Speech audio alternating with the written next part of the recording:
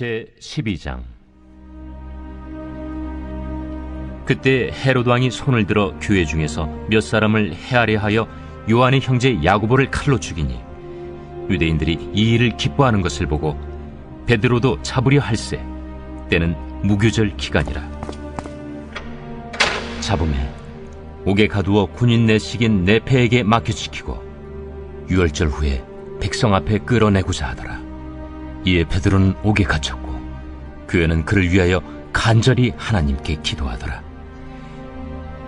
헤롯이 잡아내려고 하는 그 전날 밤에 베드로가 두 군인 틈에서 두 쇠사슬에 매어 누워 자는데 파수꾼들이 문 밖에서 옥을 지키더니 호련히 주의 사자가 나타나매 옥중에 광채가 빛나며 또 베드로의 옆구리를 쳐 깨워 이르되 급히 일어나라 하니 쇠사슬이 그 손에서 벗어지더라. 띠를 띠고 신을 신으라. 베드로가 그대로 하니 겉옷을 입고 따라오라. 베드로가 나와서 따라갈새 천사가 하는 것이 생시인 줄 알지 못하고 환상을 보는가 하니라. 이에 첫째와 둘째 파수를 지나 시내로 통한 쇠문에 이르니 문이 저절로 열리는지라. 나와서 한 거리를 지나매 천사가 곧 떠나더라. 이에 베드로가 정신이 들어 이르되 내가 이제야 참으로 주께서 그의 천사를 보내어 나를 헤롯의 손과 유대 백성의 모든 기대에서 벗어나게 하신 줄 알겠노라. 깨닫고 마가라 하는 요한의 어머니 마리아의 집에 가니 여러 사람이 거기에 모여 기도하고 있더라. 베드로가 대문을 두드린데 로데라 하는 여자아이가 영접하려 나왔다가 베드로의 음성인 줄 알고 기뻐하여 문을 미처 열지 못하고 달려들어가 말하되 베드로가 대문 밖에 섰더라. 내가 미쳤다. 하나 여자아이는 힘써 말하되 참말이라. 그러면 그의 천사라. 베드로가 문 두드리기를 그치지 아니하니 그들이 문을 열어 베드로를 보고 놀라는지라. 베드로가 그들에게 손짓하여 조용하게 하고 주께서 자기를 이끌어 옥에서 나오게 하던 일을 말하고 야고보와 형제들에게 이 말을 전하라 하고 떠나 다른 곳으로 가니라. 날이 새매 군인들은 베드로가 어떻게 되었는지 알지 못하여 적지 않게 소동하니 헤롯이 그를 찾아도 보지 못하매 파수꾼들을 신문하고 죽이라 명하니라. 헤롯이 유대를 떠나 가이사라로 내려가서 머무니라. 헤롯이 두로와 시돈 사람들을 대단히 노여하니 그들의 지방이 왕국에서 나는 양식을 먹는 까닭에 한 마음으로 그에게 나아와 왕의 침소 맡은 시나 블라수도를 설득하여 화목하기를 청한지라. 헤롯이 나를 택하여 왕복을 입고 단상에 앉아 백성에게 연설하니 백성들이 크게 부르되 이것은 시의 소리요 사람의 소리가 아니라. 헤롯이 영광을 하나님께로 돌리지 아니하므로 주의 사자가 고치니 벌레에게 먹혀 죽으니라. 하나님의 말씀은 흥왕하여 더하더라. 바나바와 사울이 부조하는 일을 마치고 마가라 하는 요한을 데리고 예루살렘에서 돌아오니라.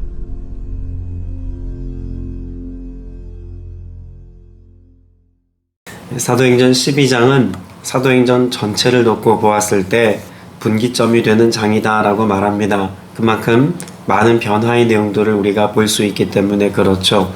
어떤 내용들의 변화가 보일까요? 12장 이후로는 예루살렘 교회 공동체의 모습이 잘 드러나지 않습니다. 그러니까 완전히 사라졌다라고 해도 과언이 아닐 만큼 성경상에서 12장 이후로는 잘 보이지 않는다는 것입니다. 무엇을 이야기해주고 있는 걸까요? 예수 그리스도께서 십자가를 통해서 이루신 구원의 역사가 이제는 예루살렘이라고 하는 이스라엘의 경계를 넘어서 열방 가운데 온 땅에 복음의 내용이 선포되어지고 있음을 말씀해주고 있는 내용입니다. 또 두 번째 변화는 더 이상 12장 이후로는 베드로가 잘 보이지 않는다라고 말할 수 있습니다. 이제 베드로가 사역의 중심이 아니라 누가 사역의 중심에 서게 될까요? 사도 바울이 모든 내용의 중심에 섭니다.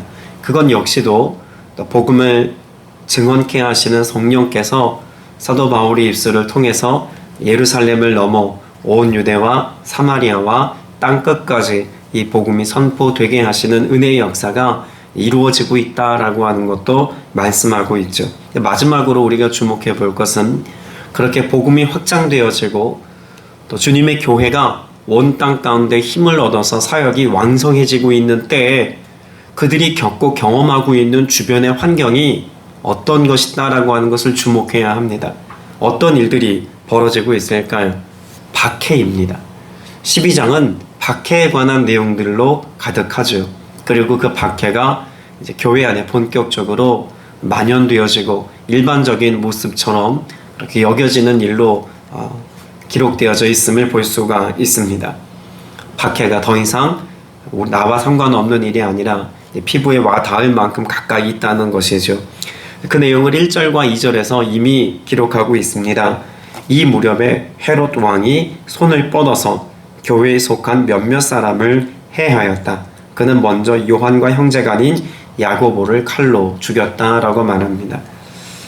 교회의 지도자인 야고보가 순교당합니다. 그런데 오늘 말씀에 보면 야고보가 어떻게 죽었다고 말씀하고 있을까요? 야고보를 칼로 죽였다라고 말합니다. 그리고 여기에는 헤롯 왕이 손을 뻗어서라고 하는 내용을 주목해 볼 수가 있겠죠. 칼로 죽였다라고 하는 내용은 정치적인 이해관계 때문에 야고보가 죽임을 당했다라고 하는 내용을 반영하고 있는 내용입니다. 정치적인 이유라고 하는 것을 더 명확하게 알 수 있는 것은 어디에서 발견될까요? 3절에 보면 헤롯은 유대 사람들이 이 일을 기뻐하는 것을 보고 이제는 베드로까지 잡으러 하였다라고 말합니다. 정치적인 인기를 얻는 것에 관심이 있는 헤롯입니다. 어떤 이유에서인지 이 야고보를 칼로 죽였습니다. 그런데 이것이 사람들에게 인기를 얻는 이유가 되더라는 것이죠. 그 모습을 보고 헤롯이 결정합니다.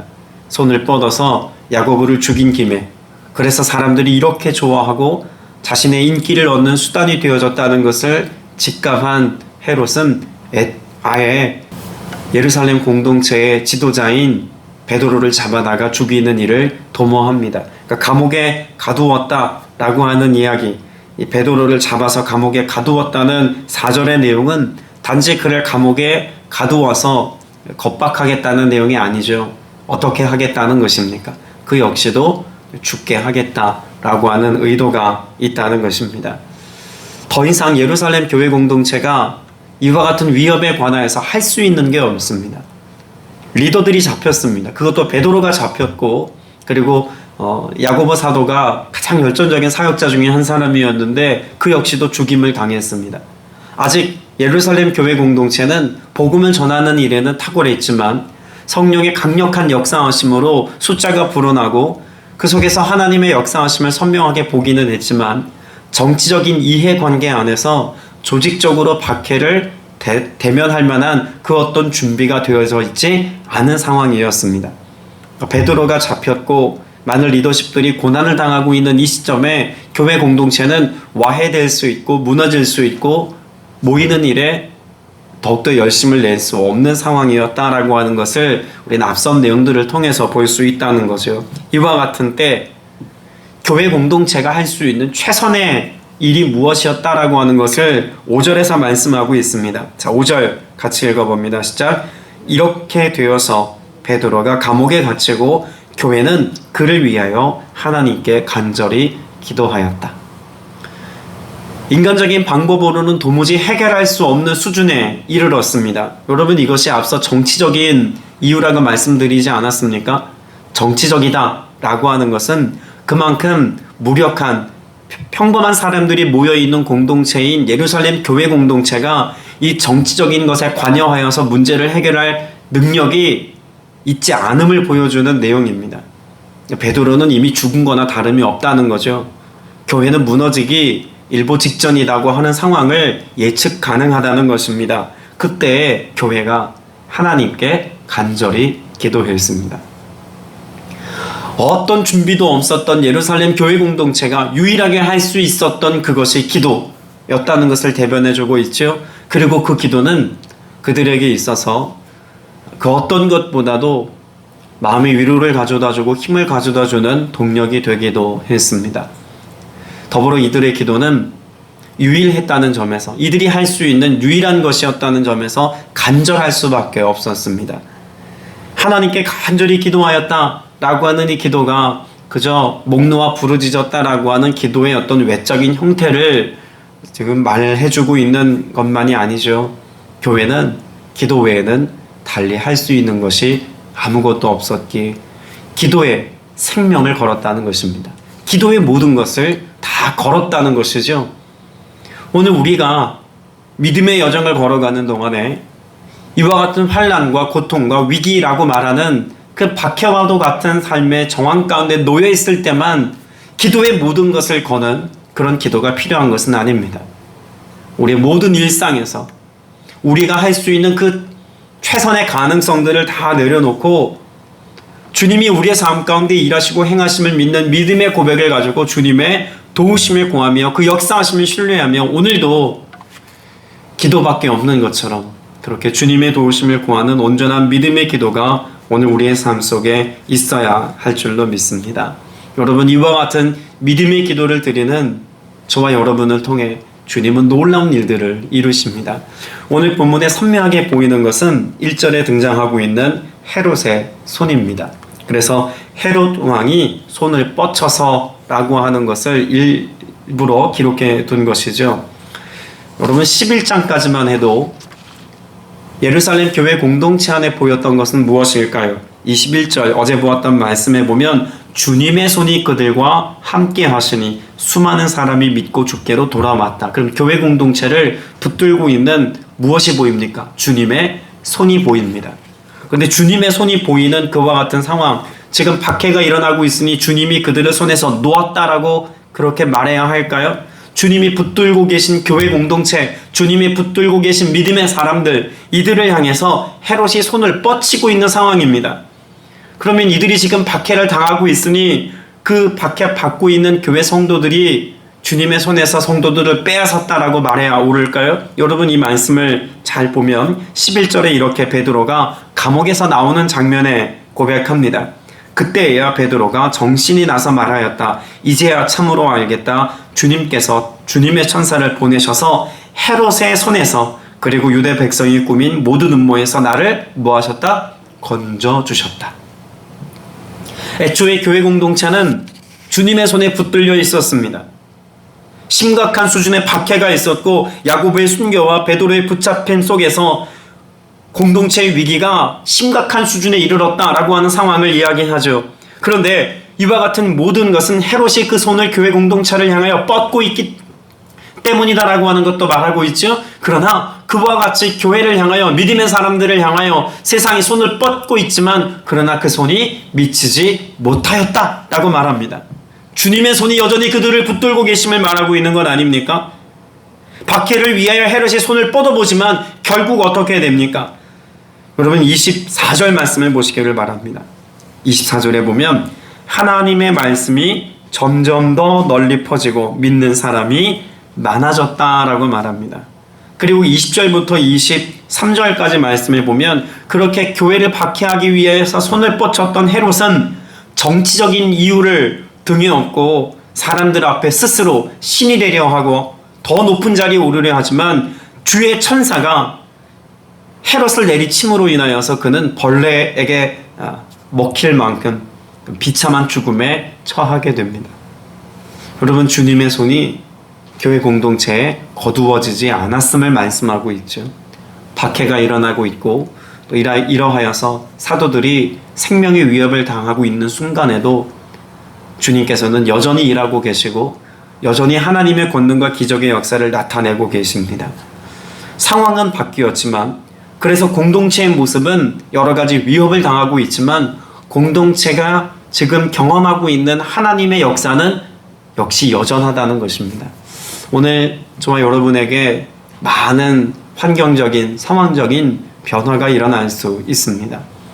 시대적인 변화가 있지 않습니까? 정권이 바뀌는 것을 통해서 시대적인 변화를 경험하기도 하고 그런 정치적인 이유 때문에 우리 마음의 불편함이 쌓이기도 합니다. 코로나와 같은 질병의 문제가 창궐한 요즘에는 더더욱 우리의 마음을 불편하게 할 만한 일들이 또 많이 있고 또 어려움을 겪게 하는 상황들이 펼쳐집니다. 이 변화입니다. 세상이 우리에게 도전해오는 변화들 아닙니까? 이전에 어떤 교회에 대한 부정적이고 비판적인 목소리가 높아지고 있는 때를 우리가 살고 있기도 합니다. 여러분, 이와 같은 변화의 때 우리가 할 수 있는 최선의 것은 무엇이라고 말해야 옳겠습니까? 교회가 기도하는 것입니다. 기도하는 일은 여전해야 합니다. 그 어떤 것보다도 주님의 손이 우리를 붙들고 계심을 믿는 믿음 안에서 여전히 기도할 때 하나님의 역사는 그 어떤 상황과 그 어떤 형편과 상관없이 여전히 역사하셔서 하나님의 선한 역사 가운데 부흥을 일으키시고 믿음의 선한 싸움을 싸우는 기도하는 주의 백성들을 통하여 이전에 알지 못했던 하나님의 권능과 기적의 역사를 경험하게 하신다라고 말씀하고 있습니다. 25절 말씀에 보면 바나바와 사울은 그들의 사명을 마치고라고 말합니다. 여러분, 사명이 이루어지기까지 여전히 하나님이 역사하고 계시고 일하고 계시며 이 모든 주님의 역사는 현재 진행형이다라고 하는 것을 분명히 말씀해 두고 있는 것이죠. 환경은 바뀌었지만 하나님의 역사는 여전하다고 우리에게 말씀합니다. 우리 개인의 삶에도 이와 같은 삶의 도전은 많이 있습니다. 건강의 위협이 있고 또 재정적인 위협이 있기도 하고 또 요즘 같은 대면하기 어려운 때에는 관계의 깨어짐을 사실 더 많이 경험하기도 하죠. 여러분, 그와 같은 상황 속에서 우리가 세상의 손에 좌지우지되는 인생이 아니라 여전히 주님의 손에 붙들린 삶인 것을 여러분 꼭 기억하셔서 그 속에서 하나님이 우리에게 행하신 일들을 오늘도 맛보고 또 누릴 수 있게 되시기를 주님의 이름으로 축복합니다. 그렇게 우리가 믿음의 삶을 살고 기도할 때 상황이 주는 위협은 우리를 더 이상 평안함의 자리에서 있지 못하게 하는 도전이 되지 못합니다. 도리어 더 큰 평안과 안식과 놀란 은혜 가운데 있게 하는 이유가 되죠. 오늘 6절 이하에 보면 베드로가 감옥에 있는 모습을 구체적으로 기록해 두고 있습니다. 6절 이하에 보면 헤롯이 베드로를 백성들 앞에 끌어내기로 한 그 전날 밤이었다. 베드로는 두세 사슬에 묶여 군인 두 사람 틈에서 잠들어 있었고 문 앞에는 파수꾼들이 감옥을 지키고 있었다. 여러분, 지금 상황을 놓고 보면 전날 밤, 그 전날 밤이라고 하는 것을 우리는 주목해 보아야 합니다. 헤롯이 백성들 앞에 끌어내기로 한 전날 밤이라고 하는 상황을 놓고 보면 지금 헤롯이 베드로를 끌어낸다는 이야기는 단지 재판 자리에 서게 한다는 이야기가 아닙니다. 앞서 나누었던 것처럼 뭐 하겠다는 겁니까? 죽이겠다는 이야기입니다. 야고보를 칼로 베어 죽게 한 것처럼 그렇게 베드로도 백성들 앞에서 죽여 그 인기를 한 몸에 받겠다고 하는 그와 같은 상황이죠. 그 전날 밤, 그러니 모든 상황이 죽음을 향하여 가고 있고 죽음이라고 해도 과언이 아닐 만한 그 상황에서 베드로는 기도하고 있는 것도 아니었고 마음을 졸이는 것도 아니었고 편안하게 잠들어 있습니다. 심지어 천사가 와서 깨울 때 그의 옆구리를 찔러서 그를 흔들어 깨우는 것 같은 상황을 놓고 보면 베드로는 참 깊이 잠들었다라고도 볼 수 있지 않겠습니까? 그럼 베드로가 잠들었다는 것은 그저 밤이었으니까 자고 있다라고도 말할 수 있겠지만 저는 이 속에서 주님의 손이 베드로를 붙들어 그를 평안케 하셨다라고 하는 상황을 깊이 묵상해 보았습니다. 베드로는 그 누구보다도 두려움에 관하여서 큰 심패를 맛보았던 사람입니다. 베드로가 두려움에 사로잡힌 바 되어서 실패를 맛보았던 때 언제라고 여러분 떠올릴 수 있을까요? 예수님의 십자가 사건입니다. 예수님이 잡히시던 그날 밤에 베드로는 예수님을 쫓아갔지만 작은 여종의 한마디 말에도 그 마음이 흔들려서 주님을 배반하기까지 했던 사람이 베드로입니다. 두려움이, 염려가 자신의 삶을 지배했을 때 이것이 얼만큼 자신을 무너뜨릴 수 있는지, 영적인 삶을 얼마나 망가뜨릴 수 있는지 제일 잘 아는 사람이 베드로였습니다. 때문에 베드로는 베드로전서 5장 7절 이하에 믿음의 성도들에게 무엇을 권면합니까? 너희 염려를 다 주께 맡기라. 이는 그가 너희를 돌보심이라. 근신하라, 깨어라. 너희 대적 마귀가 우는 사자같이 두루 삼킬 자를 찾는다 라고 말합니다. 지금 베드로는 감옥에 갇혀서 죽음과 맞닿아 있는 지금 이 시점에도 두려움을 선택하거나 염려함으로 시간을 흘려보내지 않습니다. 도리어 평안한 중에 무엇하고 있는 것이라고 말하고 있을까요? 그는 잠자고 있지만 주님이 하시는 일을, 또 주님이 약속하신 일들을 그의 삶 속에 기다리며 평안한 중에 거기 머물러 있다라고 볼 수 있을 것입니다. 그렇게 평안한 중에 주님의 도우심을 구하며 그 은혜를 사모할 때 어떤 은혜가 있습니까? 7절에 갑자기 주님의 천사가 나타났다라고 말합니다. 그 전날 밤 베드로가 죽음과 맞닿아 있어서 이 밤이 지나고 나면 내일 당장 죽음의 자리에 놓여 있는 바로 그 마지막 순간에, 그 절체절명의 순간에 천사가 등장하여서 베드로의 생명을 건져냅니다. 무엇이 베드로의 생명을 건졌을까요? 주님의 손 아닙니까? 11장에 기록되어 있는 주님의 손이 죽음과 직면해서 이제 곧 낭떠러지로 떨어질 것만 같은 위협 가운데 있는 베드로를 건져내어서 그를 생명의 자리로 옮겨 놓는 것입니다. 하나님이 콕 집어 그를 안전한 곳으로 옮겨 놓는 것과 같은 장면의 말씀. 여러분, 이 말씀은 단지 베드로 한 사람을 향한 주님의 돌봄이 아니라는 것입니다. 예루살렘 교회 공동체를 향한 하나님의 돌봄이자 예수 그리스도를 믿는 모든 믿는 자들을 향한 하나님의 돌봄의 방식이라는 것입니다. 우리의 소망의 끈이 더 이상 우리를 붙잡아주지 못한다고 여기는 그때, 우리가 할 수 있는 모든 것이 다 끊어졌다고 여겨지는 바로 그때, 기도만이 우리의 삶의 유일한 해법인 것처럼 살 수밖에 없는 그와 같은 때, 기도하는 주의 백성들의 기도를 들어 응답하셔서 우리가 알지 못하는 하나님의 방법과 능력으로 여전히 역사하셔서 우리를 죽음에서 생명으로 옮겨 놓으시는 하나님의 능력이 오늘도 우리에게 있다는 것을 분명히 가르쳐주고 있습니다. 저와 여러분 모두가 사도 베드로가 우리에게 권면했던 것처럼 그렇게 믿음의 고백을 가지고 기도하기를 쉬지 아니하고 주님의 은혜를 구할 때 주의 도우심과 풍성한 은혜 여러분도 누릴 수 있게 되시길 축복합니다. 그런데 사실 이 말씀에서 더 위로가 되어지고 더 소망이 되어지는 것은 지금 기도하고 있는 교회 공동체의 모습이 우리가 생각한 것처럼 완전한 믿음, 그것이었기 때문에 하나님이 역사하셨다라고 보여지지 않습니다. 여러분, 5절 말씀에 보면 교회는 그를 위하여 하나님께 간절히 기도하였다고 말하죠. 여러분, 기도는 간절했습니다. 그런데 베드로가 정작 그들이 모여 기도하고 있는 장소에 왔을 때, 그래서 그 문을 놓고 하고 있는 그 시점에 로데라고 하는 여자아이가, 그 여종이 베드로의 목소리를 알아듣고 기도하고 있는 사람들에게 베드로가 문 앞에 왔다고 말하니 뭐라고 말합니까? 미쳤다고 말하죠. 여러분, 이 본문의 말씀은 여러분들과 나누었습니다.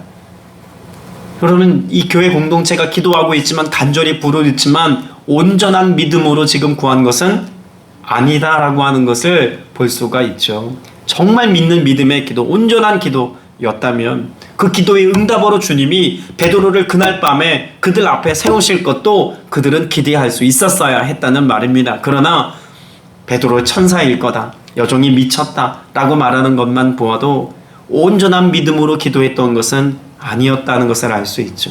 그럼에도 불구하고, 그런 온전치 못한 모습으로 기도한 그들의 기도였음에도 불구하고 하나님은, 신실하신 하나님은 여전히 하나님의 일을, 교회를 위하여 행하고 계시더라는 것입니다. 베드로를 건져내셨고 그들의 기도에 응답하셨고, 그들이 알지 못하는 하나님의 신비한 능력으로 그들의 삶에 하나님의 권능을 나타내시더라는 이야기죠. 오늘 우리가 모여 기도하는 그 기도가, 오늘 우리가 주님의 도우심을 구하는 이 믿음의 기도가 하나님 보시기에 온전치 못한, 사실 절반의 믿음이라고 할지라도, 아니 절반 그 이하의 믿음이라고 할지라도 일말의 기대, 이 모든 기대를 하나님께 맡겨두고 믿음의 고백을 가지고 기도하면 주님께서는 바로 기도하는 사람들의 그 기도를 통하여서 신실한 하나님의 역사를 오늘도 이루어 주실 줄로 믿습니다.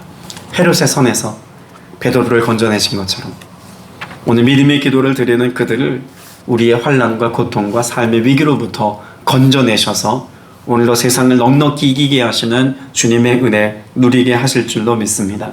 오늘 여러분 이 하루를 지내면서 주님의 손이 나를 붙들고 계십니다. 그 주님이 나를 붙들고 계심을 신뢰하셔서 온전한 믿음으로 승리하는 삶 살게 되시기를 주님의 이름으로 축복합니다.